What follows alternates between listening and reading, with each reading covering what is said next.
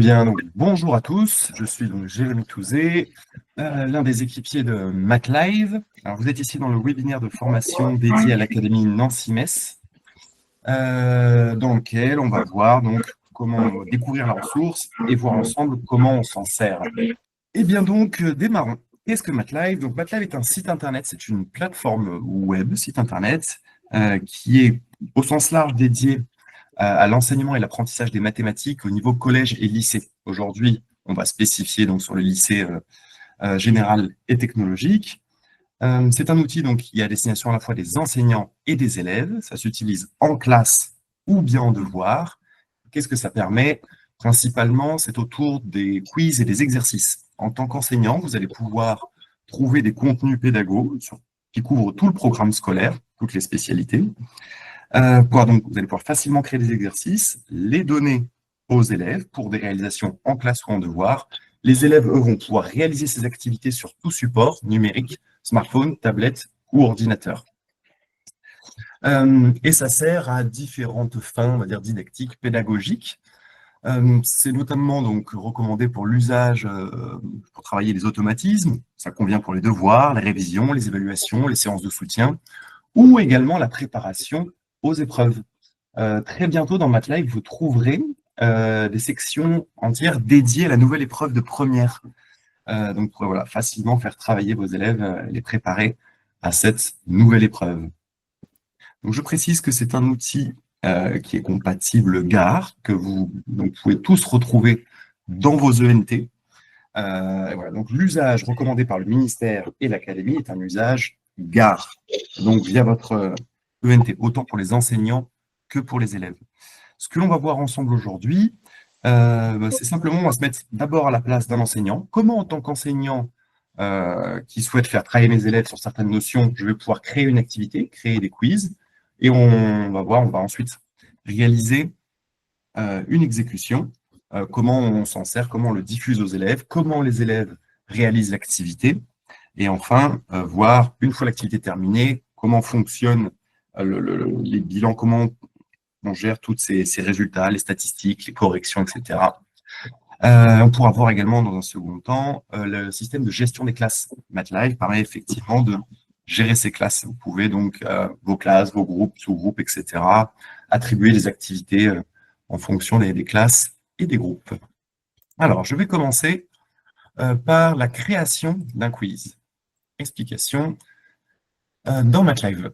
Donc, dans Créer, vous allez retrouver un espace quiz. Ici, on rencontre différentes modalités de quiz qui s'adaptent aux conditions de travail, que ce soit en classe, à la maison, que l'on souhaite la correction directement ou à la fin. Donc, tour rapide sur les modalités de quiz. Le quiz classique, ça s'apparente à Kahoot. Certains doivent connaître. C'est une modalité qui s'utilise en classe. Les élèves vont tous réaliser en même temps la même question pendant un laps de temps donné. À l'issue de ce laps de temps, la correction est faite, une correction collective est faite avec les élèves, et ensuite, et ainsi de suite, on procède. Le quiz express est un autre mode qui convient en classe ou à la maison, qui permet aux élèves de dérouler une série de questions, et la correction est faite a posteriori de façon collective. Le quiz auto, un quiz autonome, autocorrigé. Là, dans ce mode, les élèves, après avoir répondu, ont immédiatement la correction. Enfin, il y a le quiz collaboratif, qui est un mode de quiz très innovant, dans lequel les élèves vont répondre à des questions, mais ils vont également s'évaluer entre eux, de façon anonyme. Donc voilà, ça permet de mobiliser les élèves à la fois sur la production de réponses, mais aussi l'évaluation entre pairs. Je vais choisir donc globalement ce que l'on observe dans les statistiques de MATLive. Ce qui était le plus utilisé, c'est le quiz auto, parce que effectivement, c'est avantageux d'avoir la correction immédiatement. Ici, je précise, il y aura, que vous avez à différentes étapes des paramétrages, mais qui sont relativement simples. Je précise tout de suite, on a affaire donc, dans MATLive à des générateurs de questions qui vont produire automatiquement les questions et les corriger. Pour la production des questions, sachez que vous avez la possibilité soit que tous les élèves aient les mêmes questions, très bien, mais vous pouvez également garantir que les élèves vont tous travailler sur un certain type de questions. Je dis par exemple, à titre d'exemple, OK, tous mes élèves vont travailler sur les distributivités doubles, mais vous pouvez garantir que chaque élève les élèves auront tous des questions différentes. Ça, c'est ce qu'on appelle le mode aléatoire, question aléatoire. En temps voulu ici, donc c'est un webinaire, on est très nombreux, on va donner donc des informations générales. N'hésitez pas, après coup, nos coordonnées sont disponibles dans MATLAB, vous pourrez nous recontacter par mail, par téléphone, visio, pour approfondir. Je poursuis. Donc, j'ai sélectionné mon mode de quiz et maintenant, je vais pouvoir passer à la création. Dans MATLAB, vous pouvez, si vous le souhaitez, créer vous-même des questions manuellement. C'est-à-dire, vous pouvez éditer du LaTeX, vous pouvez mettre du GeoGebra, du Python, absolument tout ce que vous voulez. Mais l'intérêt, c'est de pouvoir s'appuyer sur les générateurs de questions. Je précise, les générateurs de questions donc, sont classés par niveau. Alors, il y a une barre de recherche, si vous le souhaitez, vous pouvez taper dérivation, ça va vous suggérer plein de contenus. Mais une autre façon pratique de consulter et de trouver les contenus que l'on recherche, c'est de raisonner par niveau. Donc, vous voyez ici, on va accéder donc à tous les niveaux, toutes les spécialités. Je prends par exemple donc seconde. En ayant sélectionné seconde, ici, on va retrouver tous les chapitres. Et à l'intérieur de chaque chapitre, je vais pouvoir trouver donc une liste de générateurs. Par exemple, ici, je sélectionne développer une forme canonique. Très bien. Ça, j'obtiens donc un exemple de ce générateur-là. On me montre, voilà le genre d'énoncé que je vais obtenir. Sachez que chaque question, d'ailleurs, est accompagnée d'un rappel de cours et d'une correction détaillée. Pour pouvoir générer les questions, je vais choisir le nombre que j'en souhaite. Il y a plusieurs modalités de réponse dans MATLAB. Pour ce type de questions-là, il y a deux modalités de réponse. La modalité de réponse saisie, ça veut dire que les élèves répondront avec un clavier. Le clavier, ça va être adapté pour tous les types de questions, le clavier s'adapte. On donne les bons symboles mathématiques requis pour la question. Ou également le mode QCM. Je vous montre un exemple tout de suite. J'ajoute donc 3 questions avec réponse saisie et 3 questions avec réponse QCM. Et mes questions sont toutes produites automatiquement. Vous auriez pu en demander beaucoup plus, ça se fait automatiquement. L'intérêt de ces générateurs-là, je précise, oui, on peut parler d'IA, mais attention, ce n'est pas une IA générative de type ChatGPT. C'est une IA qu'on va qualifier d'algorithmique, déterministe. Ce sont nous, l'équipe MATLAB, on a codé en fait avec des algorithmes ces générateurs de questions en intégrant de nombreux contrôles pour garantir la qualité pédagogique, en contrôlant notamment les variables didactiques. Donc, les questions sont produites. Toutes les questions sont randomisables. Si un énoncé ne vous convient pas, vous pouvez le randomiser si vous le souhaitez à nouveau, et ce, à l'infini. Pour les questions QCM, très pratique, les distracteurs sont produits automatiquement. Les fausses réponses intègrent automatiquement les erreurs types. Et elles varieront à chaque fois que l'énoncé variera. Voilà, et toutes les questions, comme j'expliquais, sont accompagnées d'un indice et correction détaillée. La correction détaillée varie et également s'adapte en fonction de l'énoncé. Et je précise, toutes les productions automatiques sont, si vous le souhaitez, adaptables ensuite manuellement par vous-même. Donc là, en tant qu'enseignant, vous allez pouvoir donc constituer votre cocktail de questions, votre activité. Par exemple, je veux également des questions sur la distributivité double. Voilà, on en parlait tout à l'heure. Très bien, vous pouvez en ajouter instantanément. Et ainsi de suite, vous constituez votre pool de questions. Il y a plusieurs types, c'est bon, vraiment, il y a une très grande couverture du programme scolaire avec les générateurs de questions. Je vous montre, j'en profite pour montrer quelques autres exemples. On a, par exemple, des questions dans lesquelles GeoGebra sont intégrés. Je vais vous montrer un exemple ici. Voilà, lire graphiquement l'expression d'une fonction affine, par exemple. Hop, ça vous produit, vous avez l'énoncé et le GeoGebra qui est intégré. Et vous allez pouvoir donc immédiatement faire des productions GeoGebra. Bon, voilà, lire graphiquement l'équation réduite d'une droite. Je veux 10 questions de ce type-là, 10 en saisie, 10 en QCM. Clac, ça les produit toutes automatiquement.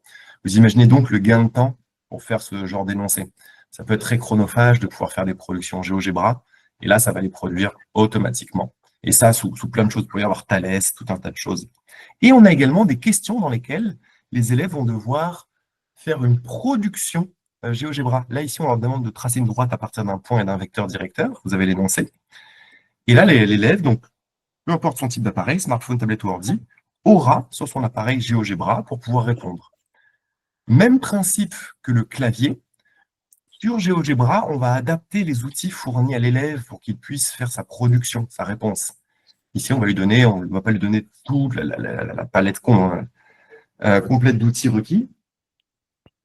Il aura seulement les outils dont il a besoin pour répondre. Et ainsi de suite. Et donc voilà, extrêmement simplement, on va pouvoir produire toutes les questions qu'on veut. Voilà, donc là, je viens de produire mon activité, ça y est, elle est disponible, elle est prête, je pourrais immédiatement m'en servir et la distribuer aux élèves, soit en classe, soit pour les devoirs, etc. Je précise, toutes les activités que vous produisez sont stockées chez vous. Vous avez un catalogue d'activités qui s'apparente à un drive, un peu comme Google Drive, avec des dossiers, des sous-dossiers, pour en créer autant que vous voulez, faire autant de ramifications que vous le souhaitez pour structurer toutes vos activités. Je précise, les activités, elles sont toutes partageables. Lorsque vous avez fini une activité, qu'elle est prête, elle s'apparente à ce genre d'aperçu. C'est ce qu'on appelle une fiche activité, ça synthétise la production que vous avez faite. Vous voyez toutes vos questions, etc. Ça, je précise, vous pouvez les partager entre collègues très facilement. Il y a un bouton ici, partager, mais de façon encore plus simple, ça correspond à l'URL. Vous pouvez partager n'importe quelle URL d'activité. Vous pouvez les donner à vos collègues, ça marchera directement. Voilà. Et donc là, je vais montrer rapidement une activité, comment ça fonctionne en tant qu'élève, comment en tant qu'enseignant je lance l'activité et comment ça fonctionne. Alors, là, je vais prendre un exemple simple avec 3 questions. Alors, là, c'est une fiche activité. Alors, on est très nombreux, on n'est pas du même établissement. Donc, je vais me permettre de faire directement l'activité, mais je vais vous montrer à quoi ça ressemble côté élève. Donc, voilà mon activité, j'ai mes 3 questions, super, je la lance. On me propose plusieurs modalités, en classe, en devoir ou à la maison, ou diaporama. En classe, devoir, maison ou diaporama. En classe, effectivement, c'est pour un usage direct. À la maison, le fonctionnement va être quasiment le même, c'est juste que ça permet aux élèves de se reconnecter plus facilement. Un élève pourrait commencer son devoir dans le bus, sur son téléphone, puis finir le travail sur l'ordinateur familial à la maison. Diaporama, c'est si vous souhaitez un usage sans numérique dans vos classes. Ça permet à l'écran de projeter, d'avoir tout, les questions, les corrections, etc. Lorsqu'on lance l'activité, vous avez accès à des paramétrages. Vous pouvez mettre des minuteurs, autoriser ou pas les indices, autoriser ou non les calculatrices, etc. Je précise que les calculatrices GeoGebra, Numworks et Casio sont intégrées dans MATLAB. Voilà, je choisis mes paramétrages. Si besoin, vous pouvez attribuer à des classes, naturellement. Lorsque vous attribuez à une classe, on reparlera des systèmes de gestion de classe, vous pouvez donner une date limite, vous pouvez donner une date, une heure, etc. Il y a des paramétrages liés aux classes. Et quand vous donnez une activité à votre classe, les élèves voient apparaître le devoir chez eux, tout ça est bien structuré. On le verra après. Explication, là, je vais volontairement faire un usage qui est hors ENT, parce nous ne sommes pas du même établissement. Je ne peux pas vous montrer comment ça marcherait avec l'ENT. Mais sachez que MATLAB est complètement compatible avec vos ENT. Comment ça marche? En tant qu'enseignant, vous passez par votre ENT, vous lancez une activité. Les élèves, pour rejoindre l'activité, accèdent à MATLAB aussi depuis leur ENT. Là, pour faire simple, je me connecte directement comme si on était sans ENT. Alors, je vais vous montrer directement, je viens de me connecter. Alors, la volonté, on n'invite pas tout le monde à se connecter. Tant mieux, monsieur c'est se connecter, tant mieux. On va faire, pour faire simple, je vais montrer directement. Alors, en tant qu'enseignant, pour toutes les activités sont semblables. Vous avez d'abord une interface de progression qui vous permettra de piloter l'activité. En tant qu'enseignant, à tout moment, que ce soit un devoir ou en classe, vous pouvez vous voir où en est votre classe.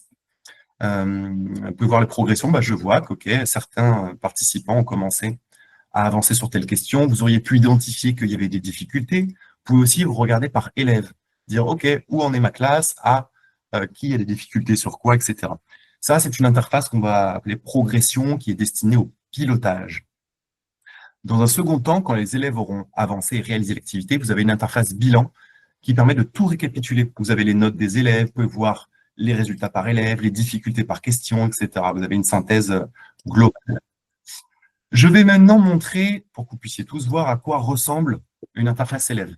Donc là, l'élève, peu importe son mode de connexion, je précise, il peut, voilà, donc smartphone, tablette, ordinateur, avec son ENT, vraiment, voilà, tous les supports sont compatibles, va se connecter à l'activité. Ça ressemble à ça, généralement. Là, si on était sur smartphone, ça donnerait aussi cette allure-là. Voilà, l'élève donc voit l'énoncé, très bien.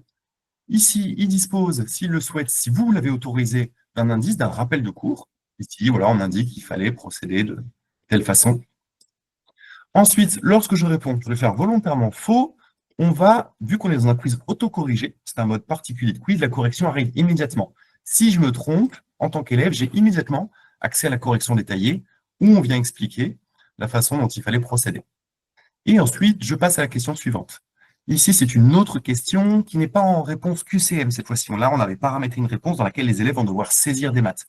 Donc, les élèves disposent d'un clavier qui leur permet de taper des maths et on attribue aux questions des symboles spécifiques qui leur permettent de répondre, de s'adapter à tous les types de questions. Ici, voilà, le symbole dont je dispose, c'est un point-virgule. Comme je le disais précédemment, si on travaillait sur les vecteurs, on aurait eu les symboles spécifiques ou les suites, etc. Voilà, je le réponds. Tac, super, j'ai fait juste. Par défaut, quand on fait juste, on ne suggère pas la correction. Mais si on le souhaitait, on peut quand même y accéder à la correction détaillée. Et là, ici, maintenant, c'est une manipulation GeoGebra. Donc, l'élève, pareil, sur son tout support disposera de GeoGebra. On donne uniquement les outils requis. Ici, voilà, on va nous demander de placer un point. Donc, je peux manipuler GeoGebra et je vais pouvoir placer mon point. Ce qui est intéressant, MATLAB gère les approximations. Il y a aussi une intelligence dans la correction. Que ce soit dans GeoGebra ou dans les productions algébriques, il y a des interprétations. C'est basé sur des algorithmes, calcul formel, symbolique, pour interpréter les réponses. Il y a plusieurs bonnes réponses possibles. Ici, dans le cas de GeoGebra, ça va gérer une approximation. Je vais essayer de volontairement faire quelque chose d'approximatif. Voilà, hop. Mais voilà, il y a une marge de tolérance. Là, on accepterait que l'élève avait bien compris. On ne le blâmera pas s'il y avait, c'était légèrement décalé. Voilà, vous verrez donc, il y a une interprétation systématique des résultats. On n'attend pas qu'une syntaxe. Et voilà. En tant qu'élève, quand j'ai terminé, j'ai un récapitulatif de l'activité, je peux accéder à tous mes résultats, etc. Et bien sûr, tout ça est stocké dans le compte de l'élève. L'élève, dans son compte, il accède depuis son ENT, aura accès à toutes ses productions, tout ce qu'il a fait pendant l'année. Il peut le consulter, se réentraîner pour s'améliorer, etc. Chose que je n'ai pas mentionnée, pendant l'activité, on dispose, si vous autorisez, l'élève dispose des calculatrices. MATLAB est partenaire des calculatrices Numworks et Casio qui sont directement intégrées dans MATLAB. Voilà, vous pouvez y accéder, les élèves peuvent y accéder quand ils le souhaitent, à condition qu'en tant qu'enseignant, vous l'ayez autorisé. Voilà. Donc ensuite, je reviens à l'interface enseignant, où on voit la progression de sa classe.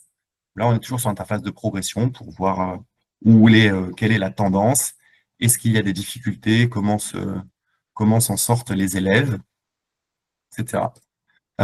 Ici, par exemple, donc, ce qui est intéressant dans les corrections, ici, c'est une correction automatique.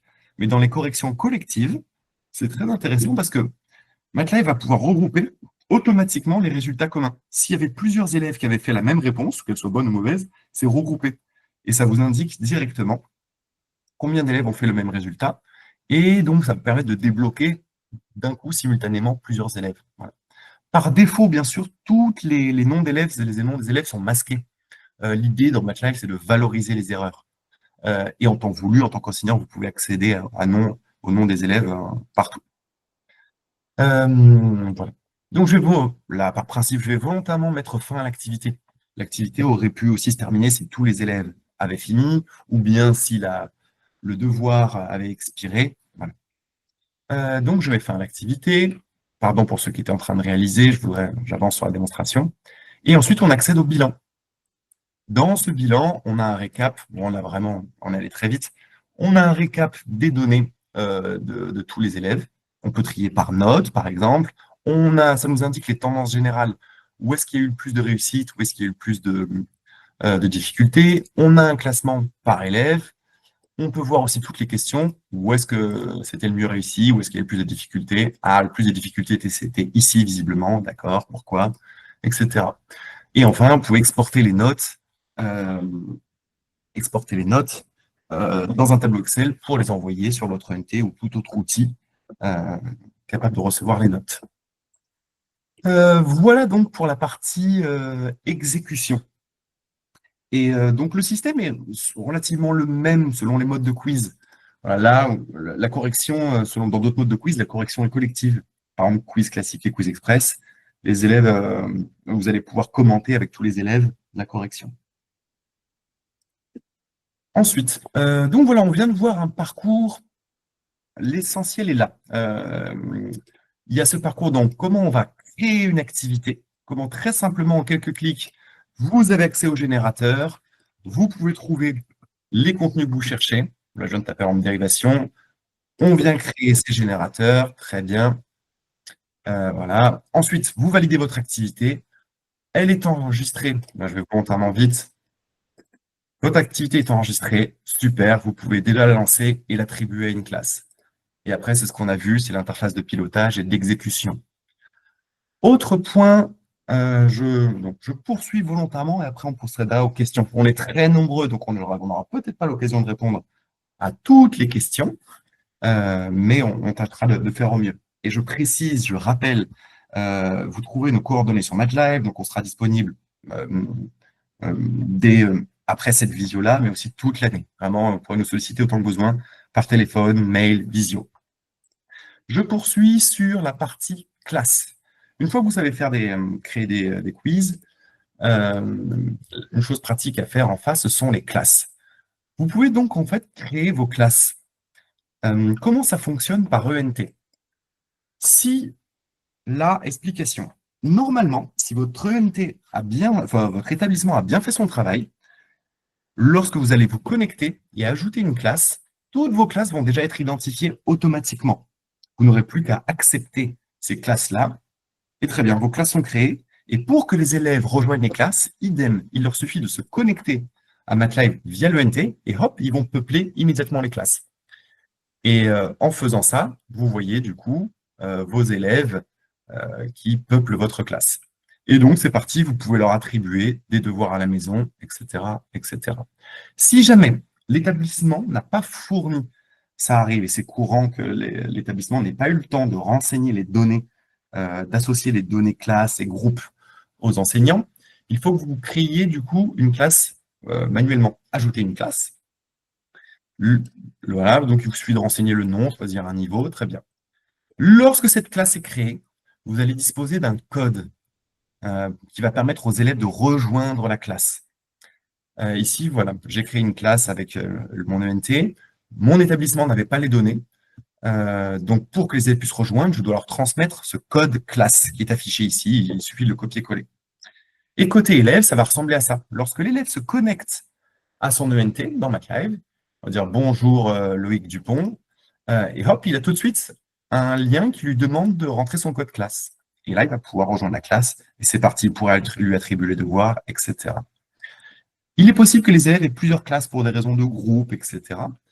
L'élève peut aussi piloter, donc gérer ses classes depuis son espace compte en haut à droite, si jamais la question vous est posée. Encore une fois, si vous rencontrez des questions sur la gestion des classes ou tout autre sujet, n'hésitez pas à nous recontacter. On sera pleinement disponible. Et je précise aussi, donc côté élève, lorsque l'élève a rejoint sa classe, ensuite il va voir automatiquement, en se connectant à son compte, tous les devoirs qui sont en cours. Il a même un historique, ceux qui sont en cours doivent être réalisés, ceux avec des dates butoirs. Il a aussi un historique pour refaire, s'entraîner sur tout ce qui a déjà été fait et s'améliorer. Voilà pour un premier parcours simple. Enfin, simple. Avec ça, vous avez l'essentiel. Il y a quelques paramétrages. Oui, vous pouvez mettre des chronomètres, des choses comme ça, mais vraiment, c'est le gain de temps et l'essentiel est là-dedans. Créer un quiz, pouvoir facilement créer un quiz, le distribuer aux élèves, observer collecter les résultats et les corrections, identifier les erreurs et pouvoir ensuite créer de nouvelles activités en fonction de leurs besoins et de leurs difficultés. Voilà, et vous pouvez créer autant de classes, de groupes, de niveaux que vous souhaitez dans MATLAB.